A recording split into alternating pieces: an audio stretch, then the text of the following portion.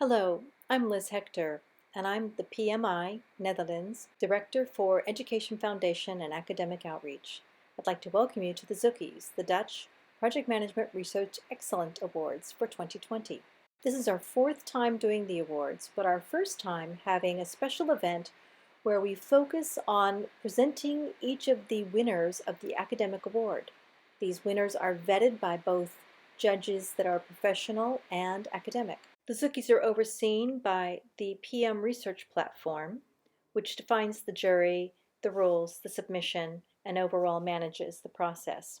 Award winners receive coaching from PMI Education Foundation to support them during their presentation preparation, a cash prize, and a trophy.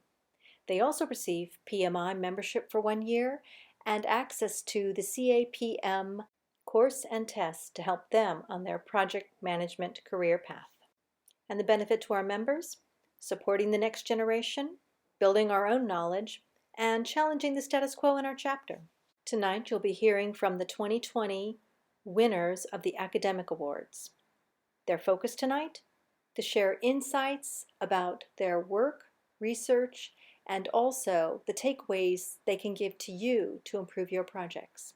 I'd like to apologize first of all to Kathleen, who'll be starting us off, because we did not record her opening properly. But I'd like to thank her for joining us. Kathleen, the floor is yours. Of a project, we've both the interest of the project-based organization and we have the interest of the client. The client comes with a question and you as a project manager are the serving or executing professional who deals with the question of the client. But at the same time, you're also the one who deals with the question or the interest that come from the project-based organization, which has also, of course, interests in a project. So as a project manager, you are actually the one who can keep track of this. You are the one who has a major influence on which interests or ambitions are and aren't included in a project. And this figure shows this connection. However, it is not always easy to take all these different interests into account because they can conflict each other. And the question now is, how do project managers see these conflicting roles and how do they cope with them? Well, what we see in my research is that project managers in general are more able to identify themselves with concrete project tasks. Besides, they see the corporate ambitions often as too abstract. And what we see, and this is a very interesting result, is that project managers sometimes even seem to equate the project interest with the client's interest. But think about what I said earlier, both the project-based organization as the client do have different interests in a project. So is a project successful if a project manager is only able to identify himself with the interest, the concrete interest of the client, and therefore automatically only meets the demands of the client? So what we see happening through my results is that if the different interests conflict each other, the project manager is more inclined to put the client interest up front because she's more able to identify him or herself with these roles. And what I said earlier, they sometimes even equate themselves with the client. So what are we going to do about this? How can we get project managers to take on conflicting roles? How are we going to help them identify and to think that the project is something on its own and not only for the client? We have to make the roles concrete and we have to create affinities through professional role identity with these roles. But how can we do that? First, what the research shows is that the role of line management plays a crucial role in this. They are the ones who can make the translation of the abstract goals. They are the ones who can make the abstract goals concrete for and of course with the project managers, and they can help them identify with these in this case, of course, abstract roles of the project-based organization. Second, what we see is that the professionalization of project management as a profession plays a crucial role in this. Because if you don't have the right experience or background and you don't have affinity with certain roles, and in this case, the abstract conflicting roles of the project-based organization, you are not able to see the project on its own. And this has to be created. And what the results show us is that education and focus on these kind of subjects can really help professionals. And what you see happening then is that the project interest, and this is filled in with the role of line management, but we can fit it in with way more or with other subjects, is shifting towards the project-based organization again. So by making these translations for and with the project managers and by educating them, you can help identify with the roles they have less affinity with. And you as an organization, but also as the profession, can even shape the professional role identity of your project manager a bit. And with this in mind, I would like to wrap up and end this presentation by saying that we as an organization, as professions, but also as individuals constantly have to reflect on who we are and reflect on who our professionals are, which helps us understand how we deal with different and conflicting interests and how we deal with new developments in our work fields, on which we can then focus our change strategies again. And as with everything, dare to experiment. Thank you very much.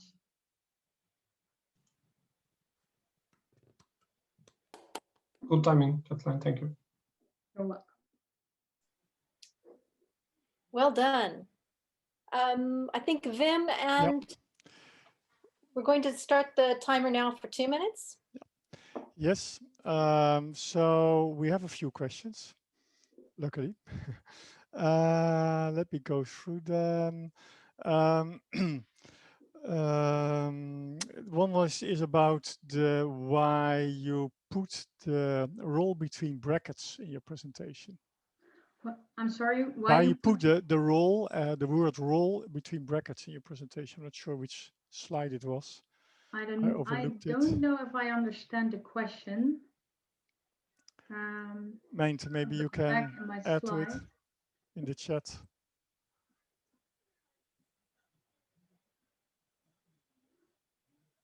Maybe he means this slide. You're talking about, I thought that it was, let me see, project role of project manager role identification. I was talking about. And then you put role between brackets. I think, well, I was talking about professional role identity, of course. And I think what is important is to know that every professional or everyone has a professional role identity, which determines how you look at work. So, for example, you get from your educational background, you get certain values or you get certain things you can take with you in work. And if you don't have these things, like, for example, as sustainability, if you don't have any affinity with it or you don't have tools, how you cope with them from your professional role identity point of view, you're not able to take these tasks into your project unless you are very proactive or you have a kind of affinity with it. Okay, understood. Thank you. You're welcome. And another one is, I don't understand this one as well, to be honest. The corporate interest, where does it fit in your picture with project managers, project management and leaned? Is that a typo or? Gerrit, maybe you can.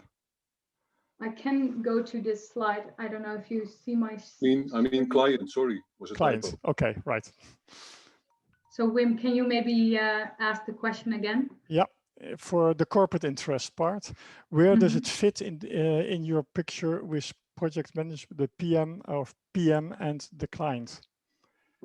So I think it depends, of course, on a project, and of course, like for some projects, well, it depends, but for some projects only the commercial thing is really important to the project-based organization. But in other projects, we see that, for example, the digital way of working is becoming more important, and we as project-based organizations want to be upfront of the market. We don't want that, like, for example, China is taking over. So then the project-based organization's interest in digital way of working or taking the digital way of working with us in projects is really important. So it depends on which roles and which interest you look, of course. Okay. Vin, Yeah, we have 2 minutes question and answer time is over for Kathleen. okay. So thank you for that very much, Kathleen. If you would stop sharing Yes. now, and then we'll start queuing up our next speaker. Our next speaker is Fensha, and she's going to be talking about making your strategy work, 7 factors to success. So Fensha, whenever you're ready, you can start. Yeah, okay. Hello, everyone. Well, this is the day I've been waiting for since October, and I want to thank you for giving me the opportunity to present you my work. When I graduated in 2019 with a master's in civil engineering from TU Delft, I was full of idealism because I believe that with planning, constructing, and managing our built environment, we take great responsibility in creating a more sustainable future. And that for Fenja, can I stop you? Yes. You're not sharing anything at the moment. No, I Cannot know. see this. That's the plan. Ah, okay. I will share, don't worry, it will come. So I do think we take a great responsibility in creating a more sustainable future. And that for me implies a good balance between environmental, social, and economic development so that we secure a livable planet for our future generations. Luckily, not only me, but also corporate strategy makers increasingly gain interest in integrating sustainability into their practices. But why is that the case?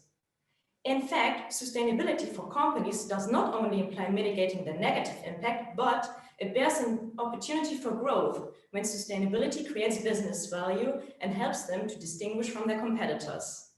So then, what do companies do? Well, first, they declare sustainability top priority. Then they launch a strategy, define a transformation program, hire a CSO, and commit millions of euros and hundreds of hours of management time to the effort. And then momentum fades. Because we all know that a strategy without execution is useless. Did you know that only 12% of the corporate transformation programs achieve or exceed their aims? Well, for sustainability, that figure is just 2%. So, back when I started my thesis, I wondered, how could I make such a strategy work? What are the factors leading to a successful integration on project level? And what does this imply for project-led organizations?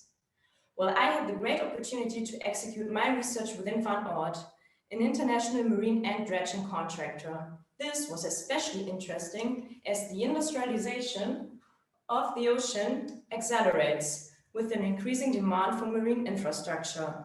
For instance, around 680 million people live in low-lying coastal areas, and that number is expected to grow to 1 billion by 2050. So I think it's pretty clear we need protection against sea level rise.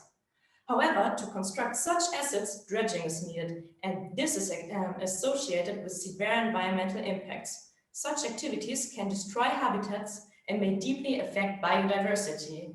And please consider, at the same time, more than 3 billion people depend on marine and coastal biodiversity for their livelihood.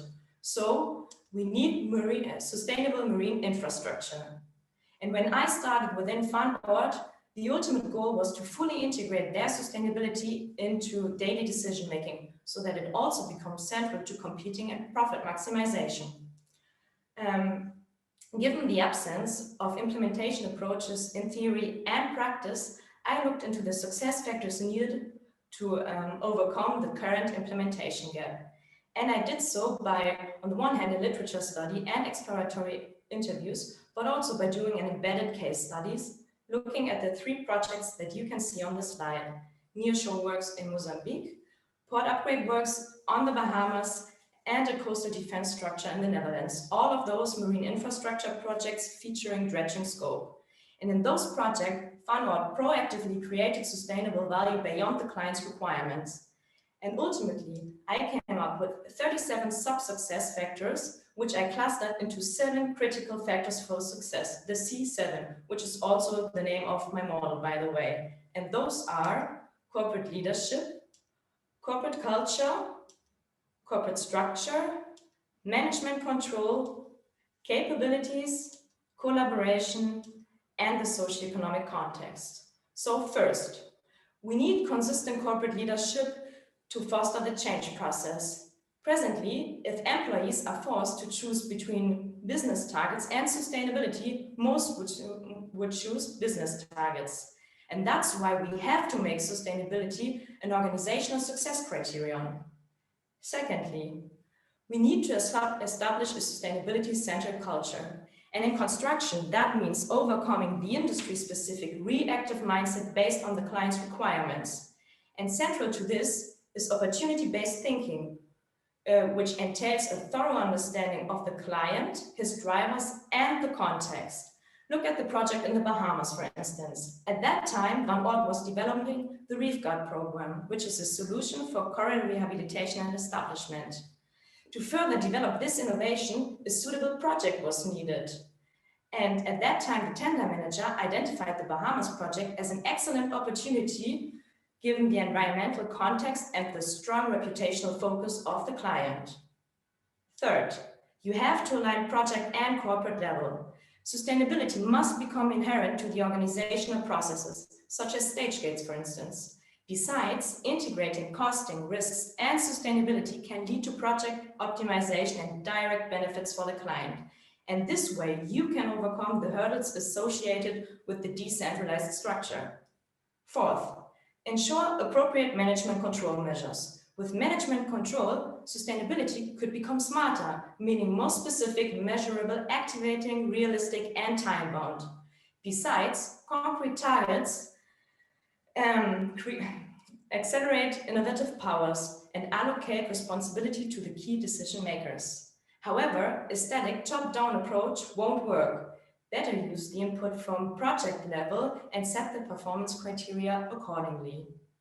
Fifth, the corporate capabilities such as dedicated personnel for stakeholder engagement or environmental impact assessment need to be assimilated on project level to ensure informed decision-making. Besides, concrete sustainability tools and showcases help to convince the client. Those are unique selling points that also help project managers to gain confidence in sharing and advertising such initiatives. And sixth, collaboration is key in order to align your corporate strategy with the context. The cases show that actually early engagement with the client could help to uncover his underlying interests. This way, contractors can integrate the client's value drivers and derive a more sustainable value proposition.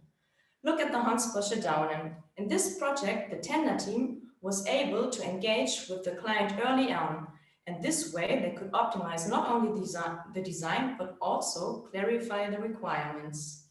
And last, it is really important to understand the socioeconomic context and its constraints. And this is because most of the client's value drivers are allocated here, and thus this bears a great chance to enhance sustainable scope.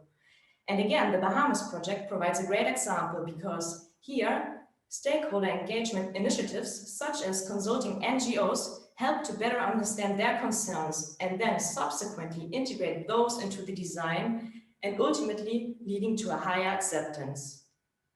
Here's what Rachel Terry, the current Van Oort Sustainability Manager, says about the C7 model. Fenya's work was invaluable to us at Van Oort. Not only did she address the theory of sustainability in projects, but she also looked at the broader implications of a business, such as company culture or geographical location of the people. And this helped us to better see that these are not necessarily challenges, but can also be opportunities. Well, thank you, Rachel. This, of course, was the Van Oort lens, but what can you do to make your strategies work? And what do I want you to take home from my presentation? Well, first, do a gap analysis. Assess your company's sustainability compared to the 7 factors for success. Upon having found your blind spots, you will be able to derive appropriate measures to ultimately close the gap. Second, engage and empower all decision-making levels. We need a top-down and bottom-up change approach. We need the project level with their expertise as input to the strategy. We need corporate leadership for the change process, and we need middle management to align those two levels. And last, use opportunity-based thinking to win over your client. By matching sustainability-related scope to your client's value drivers, you will be able to integrate sustainability beyond the requirements. Finally, and also to end my presentation, I would like to encourage you with a quote from former President Obama. 1 minute. For some other person, or if we wait for some other time. We are the ones we've been waiting for. We are the change that we seek. So let's start making our strategies work and strive together towards a more sustainable future within our industries. Thank you for your attention.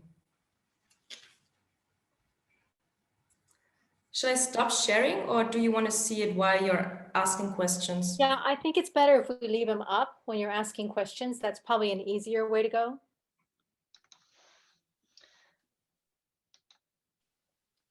So Wim and Helen? Yes, please Dana? ask your questions in the chat.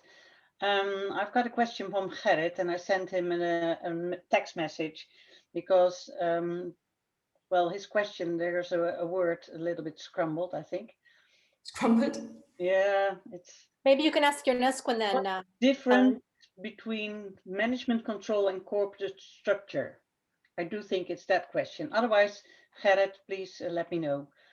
Okay. Unfortunately, I can't see the chat, but I think I got the question right. So the corporate structure is basically how the organization is built. So in project-based companies, that would be basically, as also our first speaker explained, the fact that you have a corporate level, but also projects that are underneath the corporate level, basically. So that's the structure. And management control is basically measures how you can try to steer performance of projects or of project managers. Does that answer your question? Gerrit, please let me know if that answers your question. In the meantime, we can... Yes. Okay, thank you. Meinte has a question. Did you compare your approach with other means to make strategy work?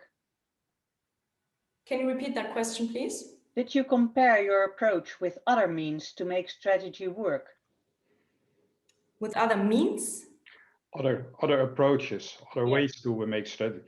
You have made something to make strategy work. There are several others out for this goal.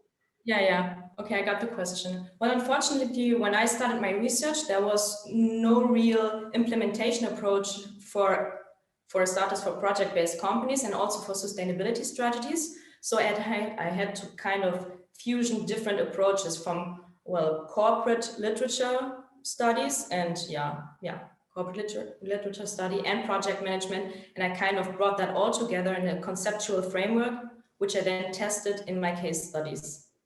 Okay, clear and well done. Thank you. Okay, then I've got a question from Nico van Dijk. How empower all levels? Say again?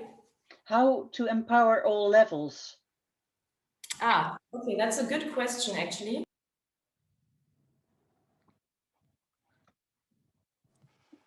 Hikmet? Yeah, we see, I think There's something wrong. Sorry? Looks like she dropped out. We lose our speaker? I think we lost... Then, yeah. By the way, time was up for QA. Let's save that question for the end, and I will check what was wrong with... That's good. So Helen, could you make a note of that? And when she joins back up at the end, we can ask that one question just to let her finish that off. Yes. But also on the questions, if we could clarify them in the chat if we need to, so that you can just ask them more succinctly, that would be great. But I do understand it's hard.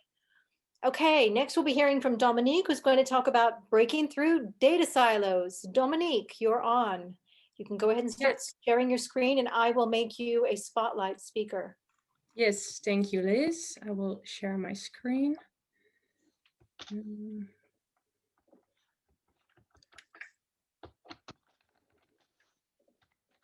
So, can you see my screen now? Yes, you're all set to go. Great. Okay, well, dear all, thank you all for being here, and what a pleasure to see so many people here at the PMI and IPMA members meeting. My name is Dominique Berg, and my research is about breaking through data silos in multinational engineering companies. I did this with a really nice committee team in which we had a really good collaboration. So thank you for that. A few of them are here as well attending. During my master in construction management and engineering, I became fascinated by the power of data and how people and cultural dynamics influence knowledge sharing.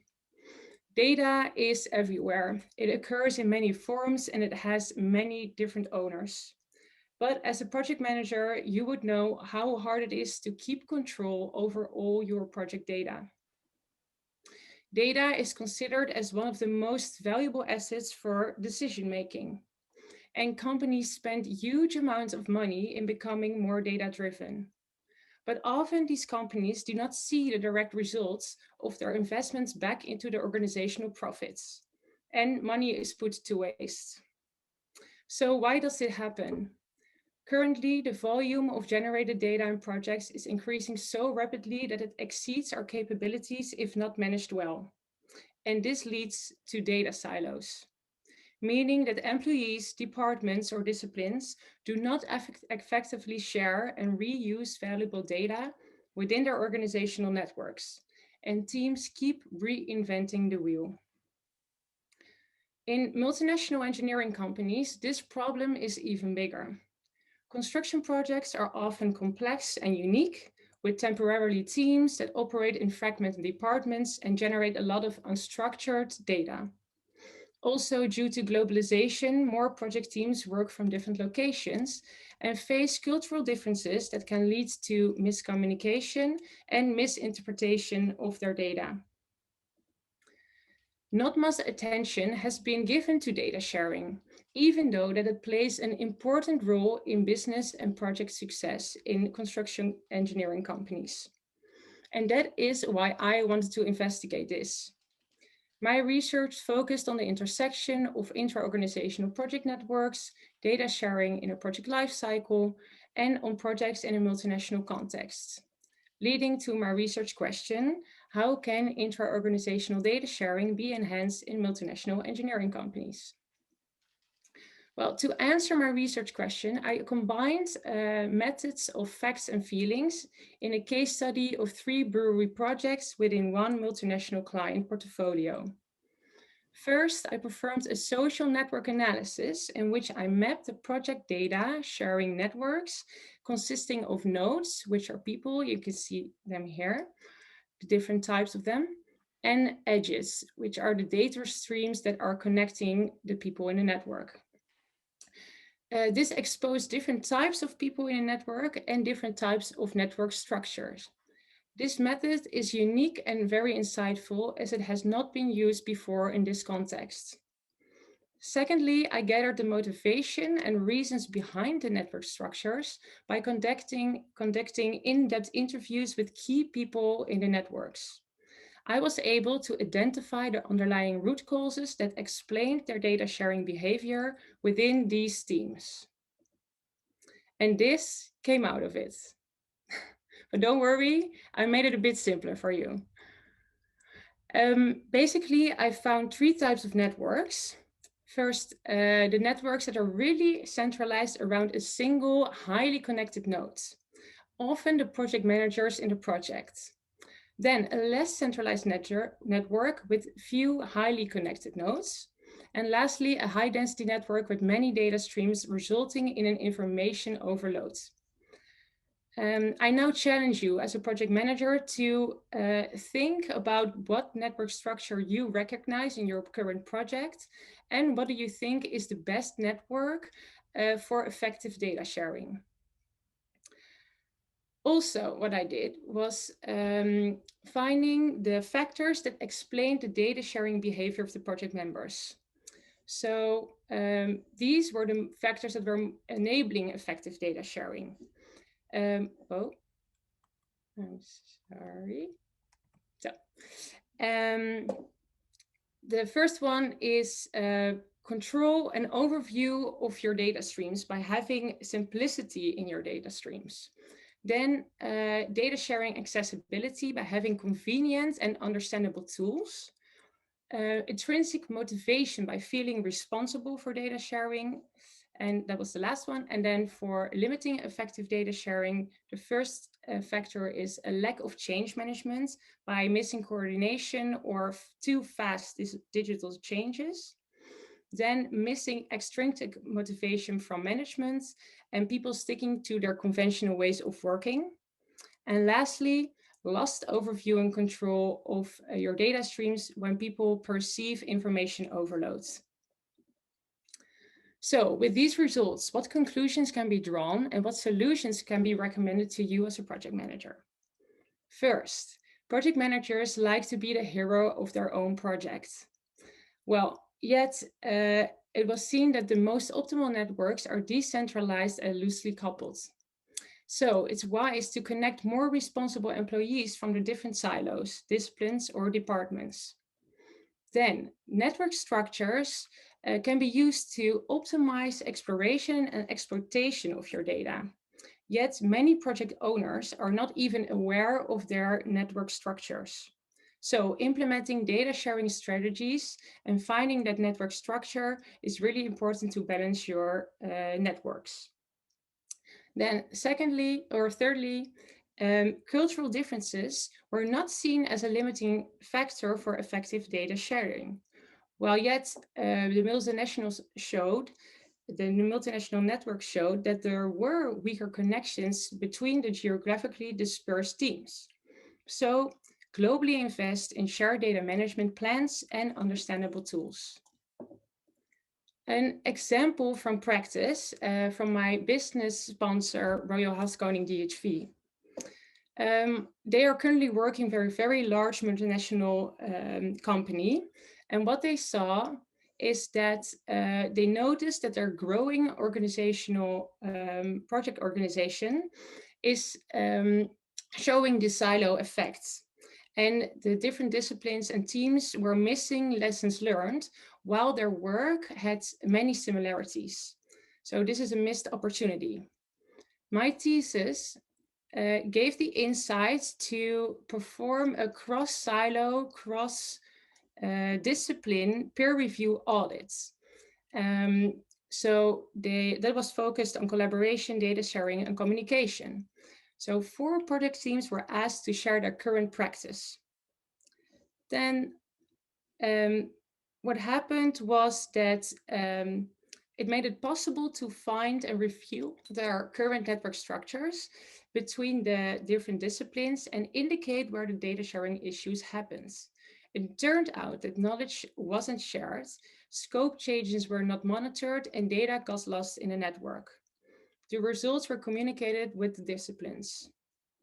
So lastly, as a result, they introduced several procedures between disciplines to capture those lessons learned and actively share their data. Now, cross-silo meetings are taking place on a regular basis, and they discuss feedback and feed-forward insights. This drastically improved their collaboration and effectiveness in the project. So, what are my main takeaways for you as a project manager? First, I will tell you what is the most optimal network for effective data sharing.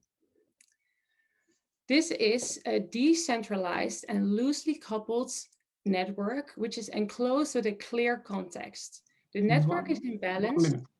Yeah, the network is in balance and data can effectively reach all people in a network via connected disciplines and supported by understandable tools. So how can you reach this as a project manager?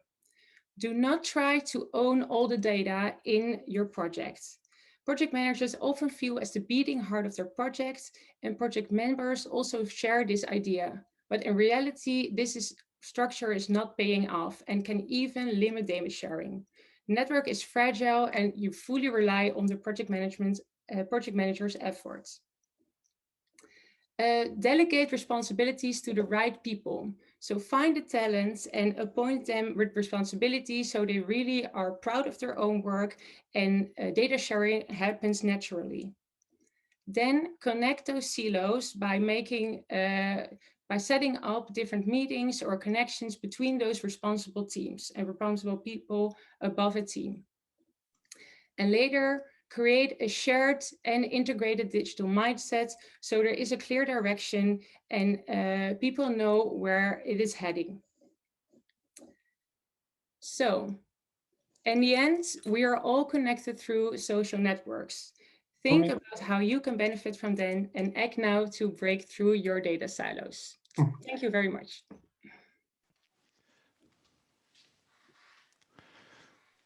Thank you, Dominique. Interesting subject. 2 questions. Interesting. There were a lot of questions on slide 9. Thank you for that. One of the questions was if there are pros and cons on the network structure. I think that has already been explained. No, hang on. Maybe you can mention some things, something about that. What are the pros and the cons on the different network structures? Okay. I will go back to this one because here you can see the 3 different ones that I identified in my case studies. And each network has its pros and cons. And first, for the centralized network, which was actually interesting, is that you see that how people rate their data sharing effectiveness in the centralized network was highest. While by studying also theory, you can find that a centralized network is not the most effective. But in this network, people perceive their data sharing as good because everything goes to the project manager, and they're the beating heart. But you have to benefit from also data information systems to keep a bit of the pressure off the project managers and benefit from other tools. So information and data is actually spread over the whole network. Then the less centralized benefits of that is quite similar as the centralized, only you have a few more data sharing hubs. It's already a bit more going towards the decentralized network. That is the most optimal. And the overloads, you see this happen quite a lot. Everyone is sharing data with everyone, and there is no overview and there is no control of data. So actually, there are not really big benefits of this type of network. About overload, does the overload type always means overload of data for the model? Or was it also overload on persons? Well, in my research, I specifically looked at the nodes, so the people in the network, and how many data streams were connecting those nodes. So when I say an information overload, it means that there are many connections between all the people in the network. So I also measured the network density. And if the network density is really high, it means that you cannot keep track of all the data streams in the network. So in my research, I specifically looked at data that was being transferred between people. But this could also, for example, be in a meeting. I also asked people, how many times are you interacting with your colleagues? So that's also a form of data sharing and represented by a data stream. Wim, I think time's up for this question. Sorry. So many questions. Maybe it's an idea we do at the end and follow up on the open questions. Yeah, they're good questions. Yeah, and one of the things I had thought about is we're going to be capturing all these questions. So another thing that we were going to do is if we can't get to all of them tonight, because there were all the speakers had questions that weren't addressed completely.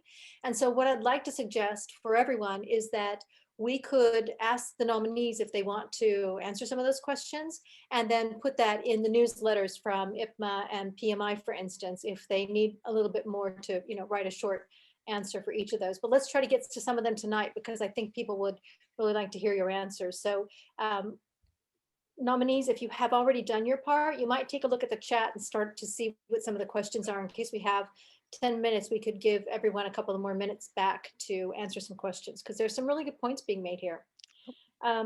Okay, thank you, Dominique. Our next speaker is Nijnke Kemper, and she's going to talk about how culture drives success. Nijnke, you have the floor. Yes, I have to share my screen. I think, yeah, it's good like this, I hope. We don't see it yet, Nijnke. Okay, wait a minute then. Women in technology, yeah? That's almost most of the time an issue. Let me see, second screen. You're okay, just take your time. You Yes, see it's it now. my child now? Yeah. Yes. That's good. Okay. Good evening. Thank you for attending my presentation. My name is Nijnke Kemper, and today I'm going to tell you how culture drives success. My thesis took place within the sales department of Bosch Thermotechnology, located in Deventer. The company is part of the Bosch Group, and they are active in the sales of commercial and industrial heating. The world of heating technology is changing rapidly. The organization wants to be prepared for the future and started a project team called Sales Deep Dive to implement a transition. One of the steps in the transition was to implement a new organization structure with 3 regional teams instead of 5 functional departments. This led to the following research question. How can the sales organization implement its new way of organizing so it becomes an effective transition? And my question to you is, how will you handle this topic as part of your project? First, some personal details. I just turned 29, live nearby Arnhem, and I'm a mother of a 3-year-old daughter. Today, I'm an account manager at Human Care. I love to ski, especially downhill. But instead of going downhill fast, I will show that my road to success was more like a tough climb. After graduating and having worked in healthcare for several years, I wanted to develop and started a dual course program in business administration. At the same time, I started working at the R&D department at Bosch. I chose a large multinational and the business environment for a different experience. After some time, it turned out this was not the right environment for me. It was too technical and I missed connection with people. I decided to act. The result was I stayed working at Bosch, but became part of the more dynamic sales organization. The open question within the sales team fitted perfectly into my wish to focus more on the importance of human interaction. And guess what? My road to success led to my graduation and present my master here today. Do you see this beautiful Dutch landscape? In order to build and change something here, you first need to analyze the current situation. This analyzation phase is no different with organizational change in a business. My main message for today is the importance of culture, the so-called foundation. No reliable house without a solid foundation. Culture can be explained by the way we interact with each other. Culture, it is not something you can produce. It is complex and above all, it is difficult to change. We think, for example, by having a good strategy and a clear structure, we also capture the culture. Of course, these elements are important. However, are you able to build your house on a shaky foundation? I don't think so. In order to change something here, you need to understand the soil and many other things. In business, getting insight in the current culture is essential before starting. The focus in my research was on the building blocks, leadership, behavior, and cooperation. These cultural elements were considered as most important during the transition. The 7S model was the starting point of my research and is used to map the foundation at Bosch. This model shows all aspects of an organization and gives culture an important central role. In order to execute and change something here, you need a team of capable people and a number of fixed positions as well. This team at the Sales Deep Dive consisted mainly of managers, and they were much more concerned with structure, strategy, and so on. In addition, there was one position who could do the rest. Therefore, my team role became crucial, as I gave a different sound and could only focus on the cultural building blocks. As said, culture cannot be produced. Changing culture is a process you do with your people. It takes time, and it is an ongoing and essential process during your project. It is very important to start as early as possible in the project phase, asking attention for this topic. I started with co-travels and did sit-ins with account managers. I also took in-depth interviews, and this clearly showed what was going on in the sales organization.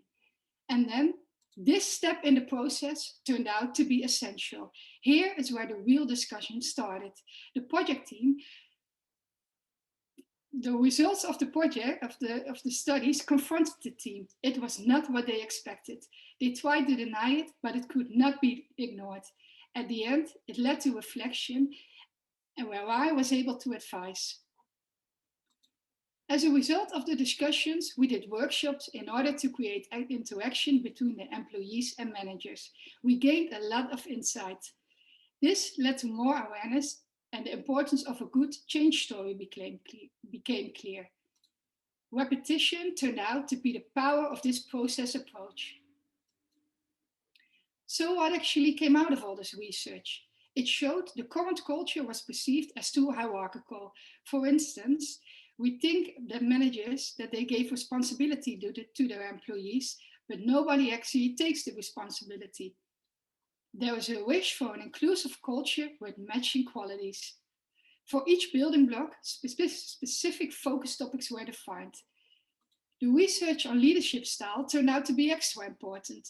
The spin's conclusion is managers themselves need to further develop into a mentor and stimulator role in order to work towards the desired culture.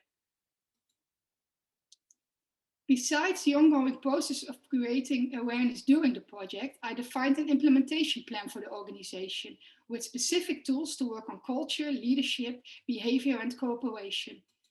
The first step in the implementation before the moment of execution is, however, preparing management.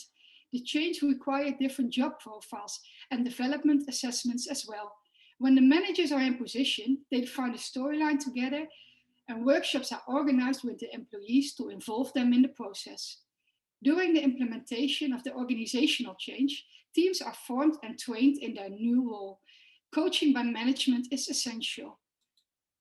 After this phase, the organization will start executing. This is what they are doing right now. It takes time and commitment, but will lead to an accountable-driven culture with natural collaboration. And now the reality. My sponsor, Henriette Arendse, is present with us. She's a senior manager, business excellence at Bosch, and will tell you a little bit about the effect of my thesis at Bosch today. Thank you, Nienke. I hope everybody can hear me. Good evening to all of you. Listening to this presentation, I realize again how important Nienke's research and role as a project member were in our project. In the project phase, Nienke involved our employees in an early stage, and with her interventions, she started the dialogue between the project team and the employees. Nienke also made us realize you really need a work package on culture and on change management in order to be successful at Go Live. And you need a toolbox when implementing your change. Today, the 3 new teams started, and we had a kickoff workshop which Nienke prepared for us. As you can see, it was a big success. Nienke, you need to click. We also started a reoccurring employee survey to get feedback about the change process and the cultural topics. And these are just 2 of many toolbox items. But I think the biggest first change already started at the beginning of the project. Our managers started talking about change and culture, and they actually keep this dialogue going today. So thanks, Nienke, again for your contribution and for the good result. Thank you, Harriet. Let me tell you, it was a challenge to cooperate with the project team consisting mainly of managers. At first, there was a lot of denial and resistance about the usefulness and necessity of culture. However, in order to be successful in an organizational change, you must immediately pay attention to culture. Enter the organization honestly and with an open mind. Listen to what is going on, take people along and respond to needs. Culture should be a standard work package during your project. It requires consistency, time, and commitment, but will lead to an accountable driven culture. And do you still remember the beautiful Dutch landscape? No strong house without a solid foundation. Thank you.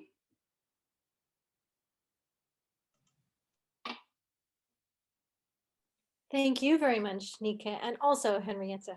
We may have some questions for Bosch, but we'll put those to the end. First, we'll start our 2-minute question period. And Wim or Helena, Helen, are you doing the questions round? Yes, correct. Helen is doing the question. So the question is, can you repeat the why this change project was initiated? This was a management drive? Yeah, it was a management drive. The management drive was they want to be prepared for the future. So the organization, they want to make an organizational change by the structure. They want to change the structure. But the question was, okay, if we want to change the structure, we also have to change the people, the employees, and also the managers. And the first important investigation was that the managers thought that they need to change the employees, but the main message was that managers themselves, also project managers, needs to take a look in the mirror and thinking, okay, what do I need to change? And the most important thing is culture starts by good leadership and by carrying the culture, and it starts. Yes, I can understand. Well, we've got more questions, so sorry to cut it off, but did Bosch consider this as a success, or do you consider this point still in process?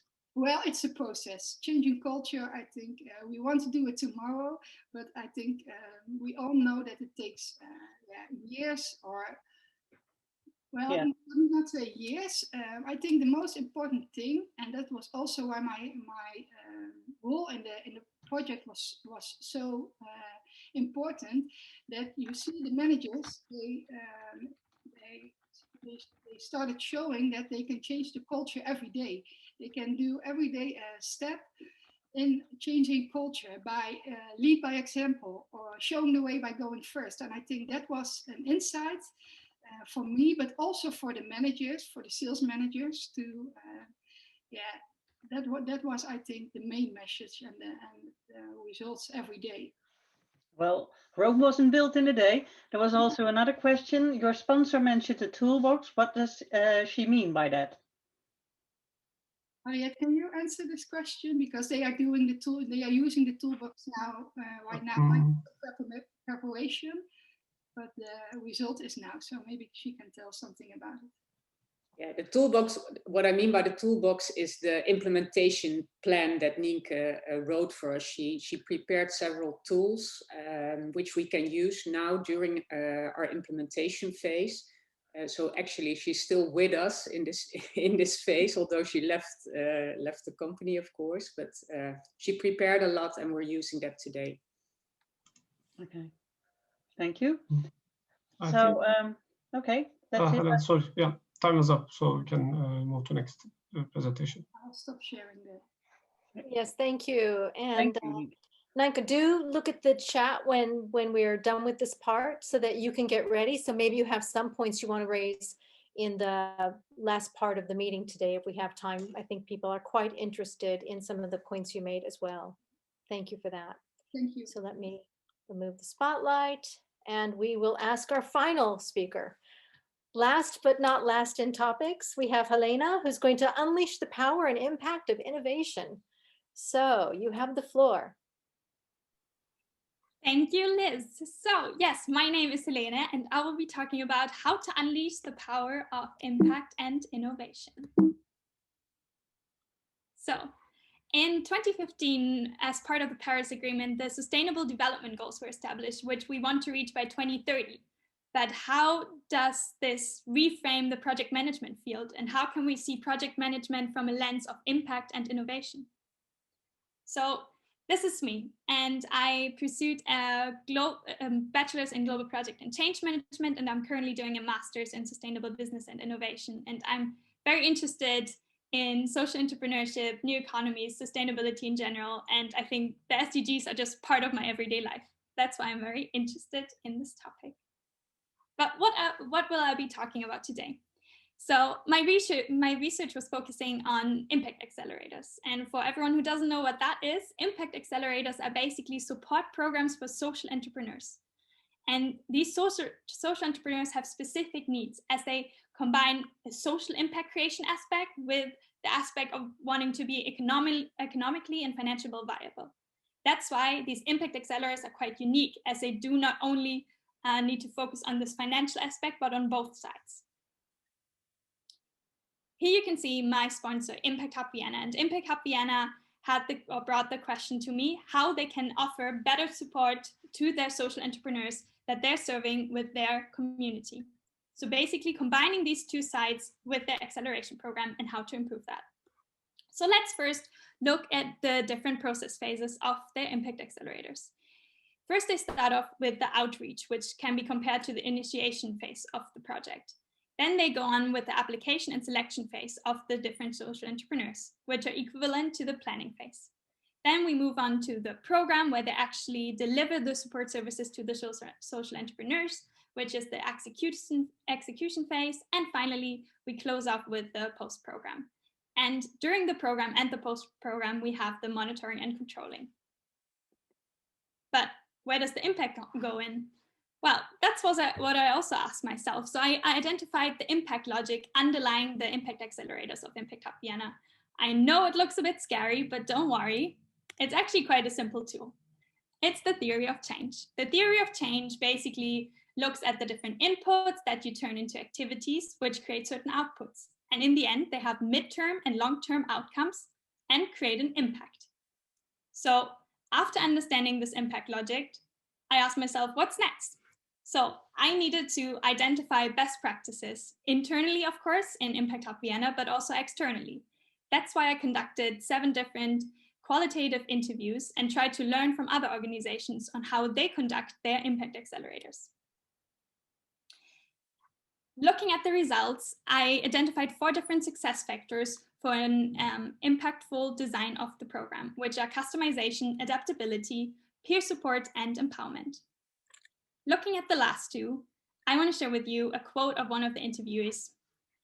I think that the magic nature of the community and of the peer support is the best thing that comes out of the program. Basically, this peer support means that they go through the program not by themselves, but they go through the program together with other social entrepreneurs, and thereby can support and help one another. Another aspect was the empowerment. Another interviewee basically said, being an entrepreneur is difficult, but being a social entrepreneur is even more difficult because they need to balance these 2 sides of social impact and the financial side. So it is our task as program managers or project managers to really also come from a human side and understand their needs. Looking at the 2 different aspects that I mentioned in the beginning, customization and adaptability. Customization is very important, and customization basically means customizing the program to every entrepreneur based on their needs. That's why a needs assessment in the beginning is very important, so you can really focus your support services on the different social entrepreneurs particularly. Next to it, the adaptability. So keeping your program adaptable and basing it on feedback and reiterating your program in a way that you constantly improve. But now the question occurred, how can we actually prove our impact in this entire process? That's where impact measurement comes in, which was also one of the key results from my research. Impact measurement needs to happen in the monitoring and evaluation phase. It can be done through feedback, surveys, or through reassessing the needs. Reassessing the needs is done by comparing a needs assessment done at the beginning before the program, comparing it to another needs assessment done after the program is done. Surveys can be based or can be created through using the theory of change as a tool and thereby creating an entire impact measurement tool. And after doing all of that, after measuring the impact, you not only need to measure it, but also manage and report it in maybe an impact report that you can do annually. Another thing I focused on is identifying the different things that an entrepreneur needs during the program stage in particular, which is the visibility, the network power and credibility, the funding support, and the team and personal development. Of course, you would use, or the Impact Hub used its internal resources in order to provide these or reach these different goals for the social entrepreneurs. But what's even more powerful is to involve different stakeholders in this entire process. Not only analyzing, communicating, and managing them, but truly engaging the stakeholders in this process of reaching the goals to support the social entrepreneurs. One of the interviewees said, "We are just focusing on one tiny stake of the ecosystem, but we need to make sure the ecosystem itself is growing and it's getting stronger in order to keep up our work." This shows they're not only thinking about the here and now, but they're thinking about the long term. So that means we also need to focus on long-term goals, meaning to strengthen the ecosystem, so the network in which we act in as a company, to foster collaboration, to maybe enhance best practice exchanges, or to maybe look into advocacy options in order to advocate for new legislations that could be beneficial in your field. And lastly, innovate. So innovate meaning to find new connections between the different aspects. So innovation could, for example, happen within the accelerators to connect the social entrepreneurs to corporates and NGOs and to teach them how they do it in the real world, or to connect peers from one acceleration program to peers from another acceleration program from another organization, or to get experts to actually train mentors before they give mentoring programs to the social entrepreneurs. I guess you see the point. There are many different connections that can happen in order to innovate a program. Here you can see Joanna Konstantin, who is the Programs and Innovation Lead at Impact Hub Vienna, and she said that my research led Impact Hub Vienna to really re-elevate their areas of improvement and to think about their competitive advantage in certain areas that they have. And it also led to the developing of new products. So what now? I want you to take 3 things from this talk. First, understand your impact logic in order to measure, manage, and report your impact using the theory of change. Second, utilize your stakeholders as a resource and thereby also consider your long-term goals. And lastly, identify new value-creating connections or change the existing ones, looking at stakeholders, but also goals or timelines. So in the end, keep your end in mind and also keep your user in mind. And now you think about your project that you're running in your own company and your beneficiaries of your project. Do you want to deliver or do you want to support the social impact for your beneficiaries or the economic and financial impact that you create for your beneficiaries? Looking again at the SDGs, they do not only frame project management and the field of project management, but they also do enlarge it in a way.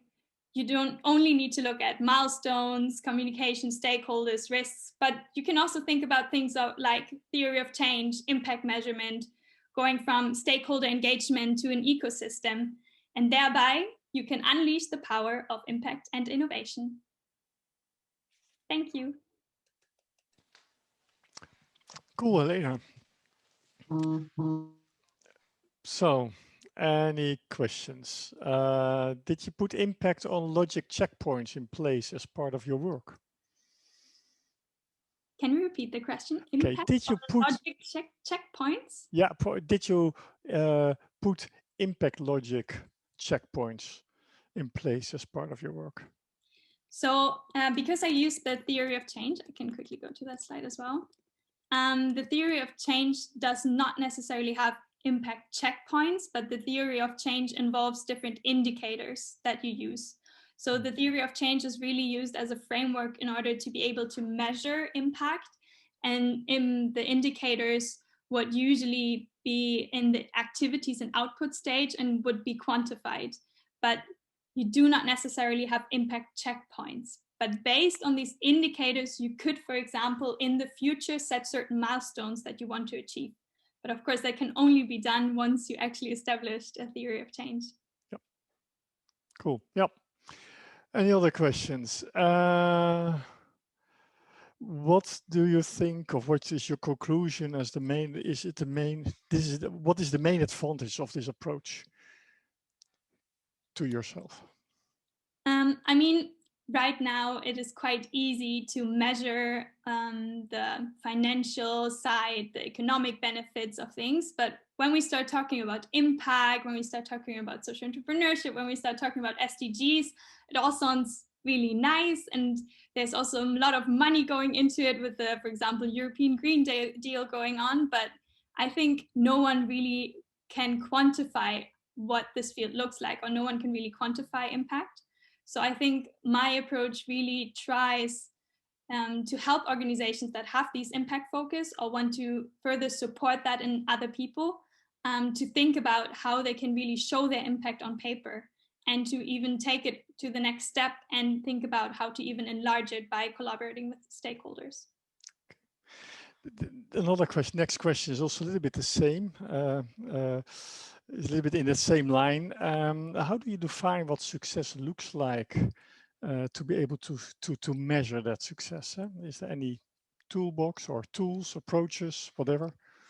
That's currently the issue, I would say, in the impact measurement field, because there's no standardized tool. Because of course, impact means something else for every organization.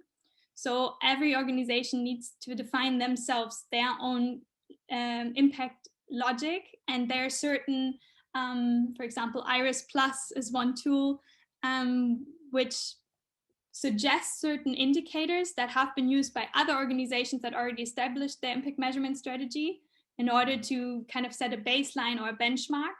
But of course, these also need to be suitable to your organization or to the impact that you want to create. So there are suggestions, but in the end, every organizations need to personalize it. So thank you for watching the Zoekies for 2020. We hope to see you in March when we'll give out the academic awards, and we hope to see you next time for the Zoekies 2021. Thank you.